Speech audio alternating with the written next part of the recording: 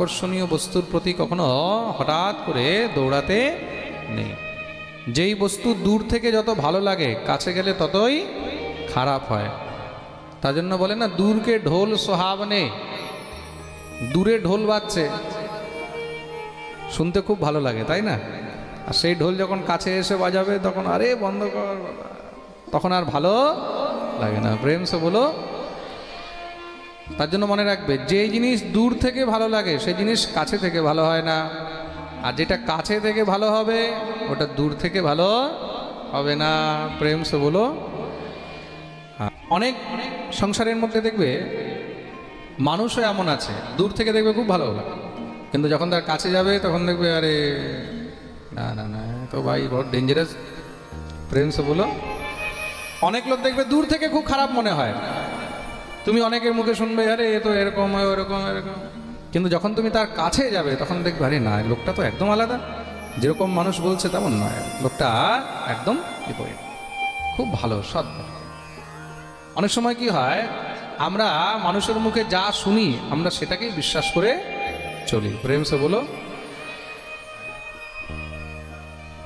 তার জন্য কবীরদাস জি মহারাজ বলেছেন, তু कहता কাগজ কি লেখি, मैं कहता आँखन की देखी। মানুষের কথা শুনে কোনো সময় কার বিষয়ে কোনো প্রকারের কোনো জাজমেন্ট দিতে নেই। কেউ যদি কার বিষয়ে নিন্দা করছে তাহলে বুঝবে যে তার নিশ্চয়ই তার মধ্যে কোনো স্বার্থ ছিল।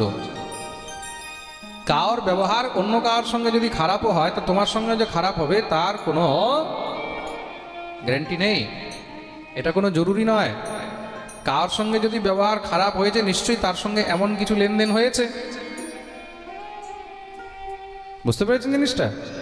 অনেক সময় অনেকে কি বলে, আরে না অমুকের সঙ্গে খারাপ ব্যবহার করেছে, অমুকের সঙ্গে খারাপ, কিন্তু যার সঙ্গে যেই উদ্দেশ্য সম্বন্ধ ছিল সেই উদ্দেশ্য পূর্তি হয়নি, তার জন্য সেখানে ব্যবহারও খারাপ হয়ে যায়। কাউকে দেখবে যদি ব্যবহার দিয়ে চিনতে হয় তাহলে তার সঙ্গে লেনদেন শুরু করে দাও।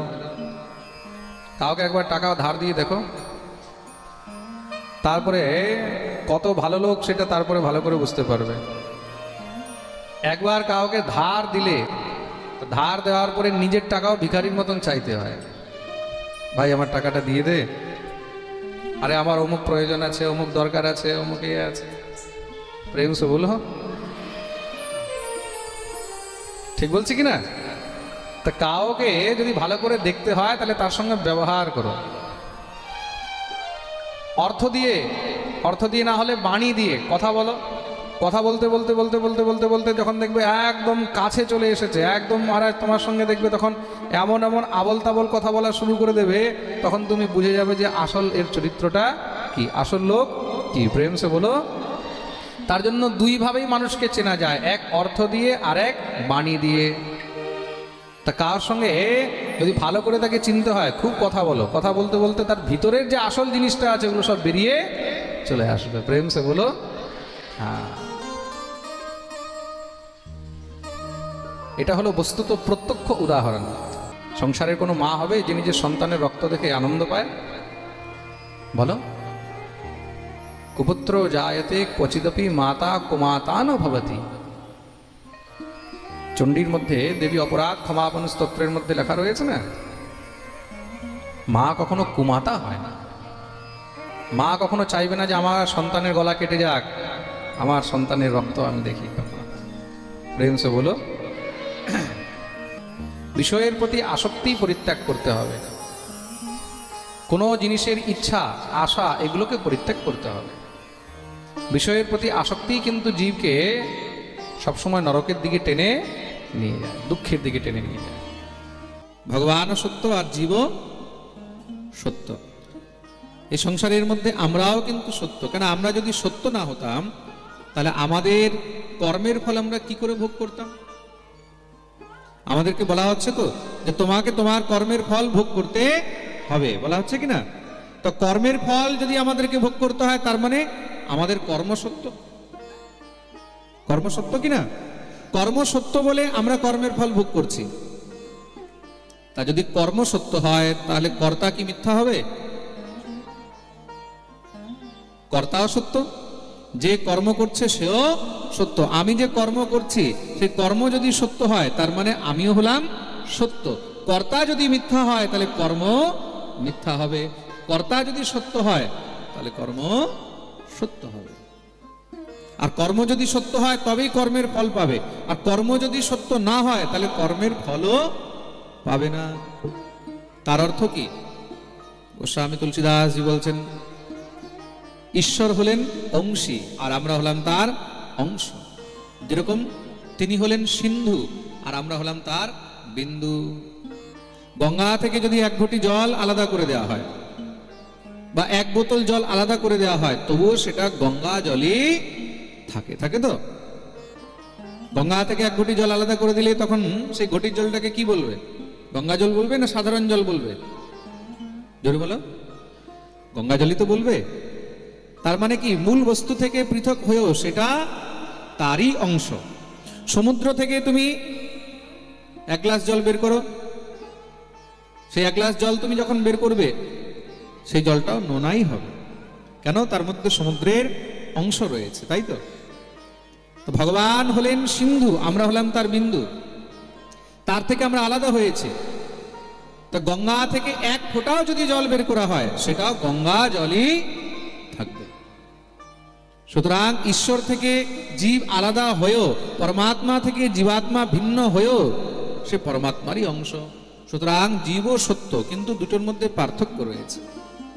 এক হলো সত্য আর এক হলো পরম সত্য। আমরা হলাম সত্যের অংশ আর তিনি হলেন পরম সত্য। মন দিয়ে শুনবে, এই সংসারের মধ্যে অংশ হলো অস্থায়ী আর অংশী হলো স্থায়ী। তার জন্য তাকে পরম সত্য বলা হয়েছে, তার জন্যই তাকে মূল সত্য বলা হয়েছে। আমরা আজ আছি, কাল নেই। আজ থেকে হয়তো 100 বছর আগে আমাদের কোনো নাম চিহ্ন ছিল না, তাই তো। আর 100 বছর পরেও থাকবে না। সে কালও ছিল, আজও আছে, আর যুগ যুগ পর্যন্ত যেমন ছিল তেমনই থাকবে। সেই সত্যকে কিভাবে বুঝতে হবে? বলে এক ছোট 5 বছরের বাচ্চা আছে, সেই 5 বছরের বাচ্চার সামনে দেওয়ালের মধ্যে একটা আয়না লাগানো আছে।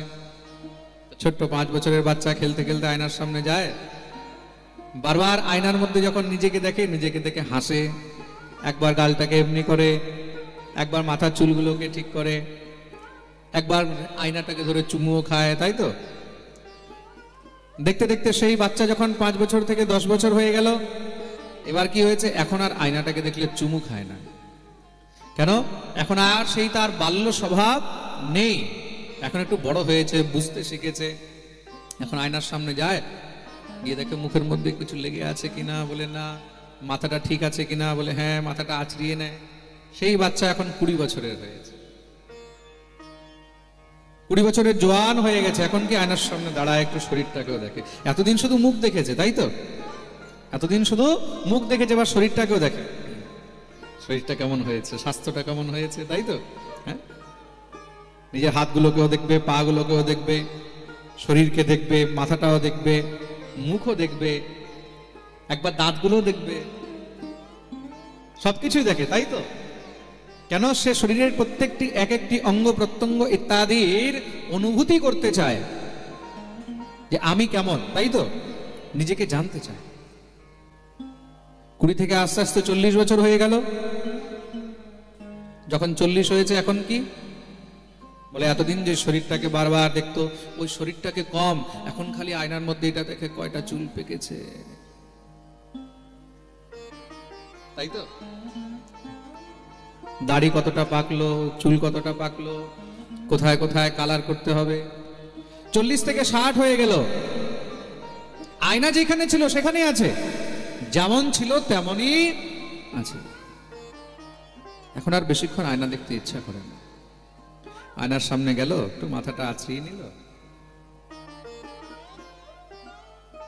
বাস এতটুকু আয়নার সঙ্গে সম্পর্ক, আর বেশি সম্পর্ক নেই। আস্তে আস্তে 60 থেকে 80 হয়ে আয়না যেখানে ছিল সেখানেই আছে, যেমন ছিল তেমনই আছে, কিন্তু তাকে দেখার লোকটা এখন আর আয়না দেখতেও ইচ্ছা করে না। কেউ যদি বলে একটু ভালো করে আয়নাটা দেখেছো, তখন উত্তর কি দেয়, কি আর দেখবো, এখন দেখার মতন আর কিছু নেই। 80 থেকে মহারাজ আরো কিছু বছর পেরোলো, দেখা গেল আয়না যেমন ছিল তেমনই আছে, যেখানে ছিল সেখানেই আছে, কিন্তু তাকে দেখার লোক আর এই সংসারে নেই। প্রেম সে বলো, তদ্রূপ হলো এই জীব আর ঈশ্বর। ভগবান হলেন সেই দর্পণের মতন, তিনি যেমন ছিলেন তেমনই আছেন। ভগবান অপরিবর্তনীয়, তিনি কখনো পরিবর্তন হন না, কিন্তু আমরা হলাম পরিবর্তনীয়। কাল যেমন ছিলাম আজ তেমন নেই, আর আগামী কালও তেমন থাকবো না। সুতরাং ব্রহ্মকে সত্য বলা হয়েছে, ঈশ্বরকে সত্য বলা হয়েছে, আর জগৎকে এই কারণেই মিথ্যা বলা। ঈশ্বর সেই দর্পণের মতন, আয়নার মতন। আমরা জীবাত্মা হলাম পরিবর্তনীয়, সময় পরিবর্তন হচ্ছে। তিনি যেমন ছিলেন তেমনই আছেন আর তেমনই থাকবেন, কিন্তু আমরা যেমন ছিলাম তেমন নেই আর তেমন থাকবো। বলিয়ে ভক্তবৎসল ভগবান কি। তার জন্যই তাকে সত্য বলা হয়েছে, তিনি হলেন পরম সত্য।